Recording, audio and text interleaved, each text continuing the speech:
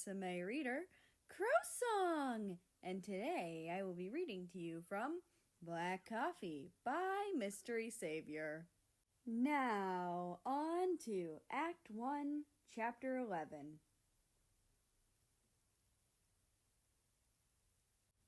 Give me that.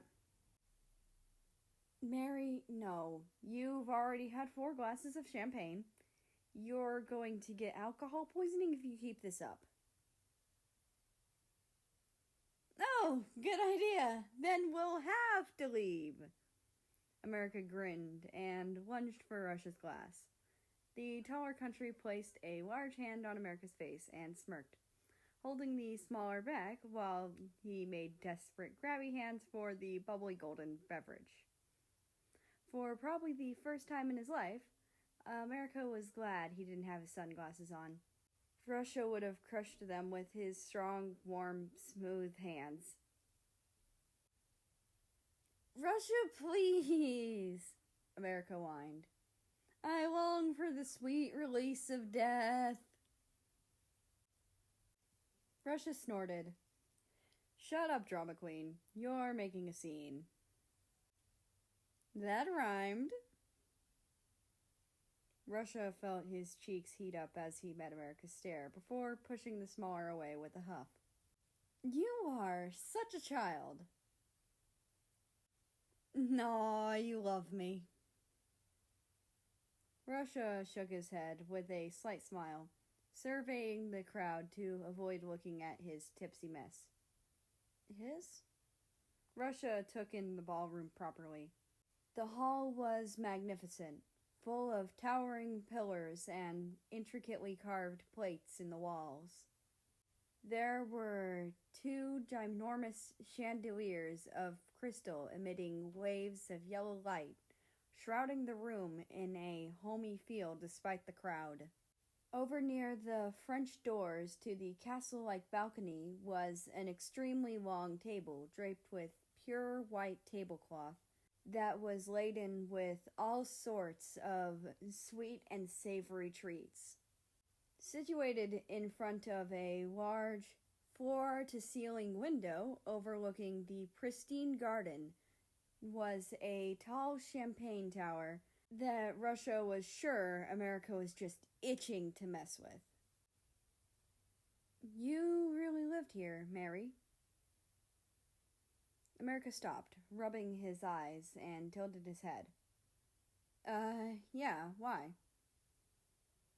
Russia shrugged, taking a sip of the bubbly liquid in his hand before continuing. "This place just seems so, what's the English word for glacial?"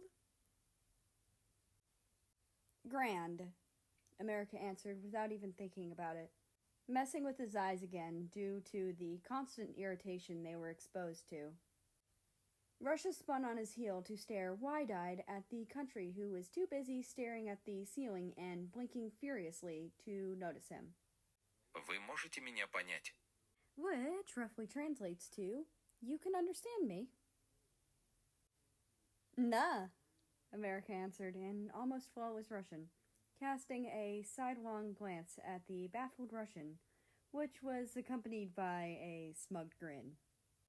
"Surprised?" Russia nodded mutely, unable to craft a proper response to the new information. "Let's just say I know a lot of cultures." America sighed, a bitter edge to his words, which simply confused his friend more. "So, I know a lot of languages as well." "Okay." America chuckled and smiled up at the Russian before his face fell at the figure approaching them, slightly to the left of Russia's face. "Hello, Britain," America scowled as the figure drew nearer, crossing his arms over his chest and pushing his weight onto one foot, sticking out his hip. Russia busied himself with downing some of his glass to hide from the awkward situation and tried his best to be invisible. America's father winced slightly at being addressed by his first name and cleared his throat. America, how are you doing? How's university? America scoffed, narrowing his eyes at the top hat-wearing phony. Cut the niceties, old man. Britton gulped and stared at his glossy, polished black shoes.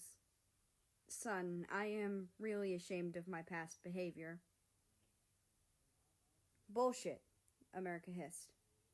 And I'm not your son, remember? Britton flinched at his own flesh and blood's hostility. America, please.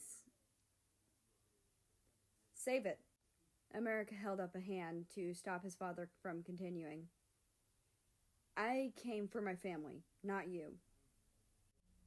Without another word, America spun around and stalked off, plucking Russia's nearly empty glass and gulping down its small contents as he headed towards the shut doors leading to the balcony.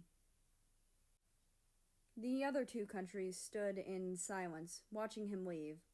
When America reached the door, he swung it open and slammed it shut behind him, causing both of them to jump.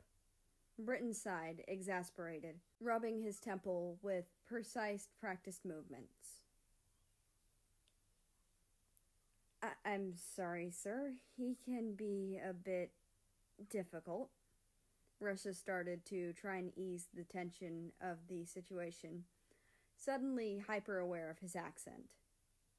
Britton gazed up at him with a look in his pure white eyes that made it seem as if this was the first time he had even noticed Russia in the room. Russia clenched his fist instinctively, expecting the Empire to kick him out of the party right then and there.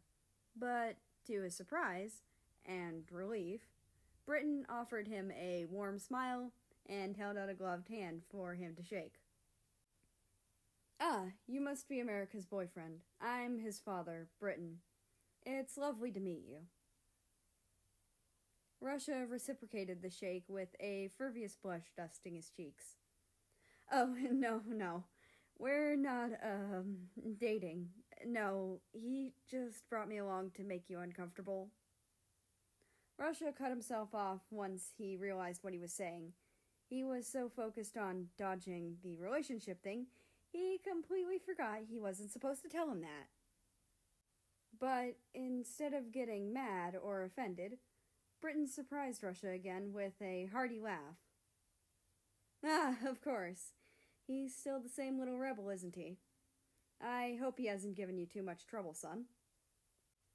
Russia shook his head, peering longingly at the balcony with a soft smile. Not at all, sir. Oh, no need for the formalities, son, Britton insisted, giving Russia a friendly slap on the back, startling the poor country. Then what should I call you? Britton hummed thoughtfully before declaring, Just Britton is fine. A mischievous smirk made its way onto the shorter man's lips as he winked. Although, you can call me Dad once you two get married. Russia choked on air as his face was once more engulfed in warmth. I'm just kidding, son. A relieved sigh escaped the taller of the two's mouth. However, I wouldn't mind having you as a son-in-law. Russia melted into a puddle of embarrassment again, resisting the urge to cover his face and book it out of there.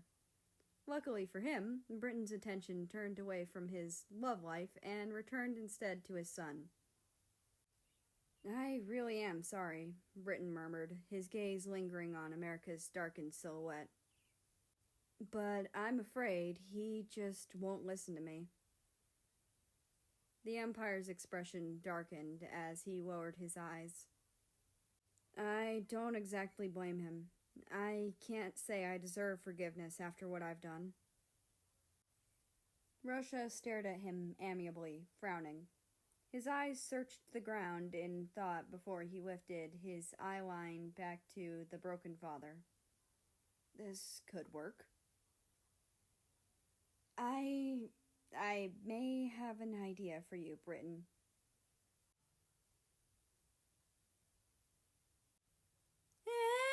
that's the end of this chapter. I hope you really enjoyed it, because I did. Anyway, I'd like to invite you to join the Discord, which is linked down in the description below. That being said, I hope you have a nice rest of your day, night, or whatever it is for you. Just enjoy your time, and I will see you tomorrow.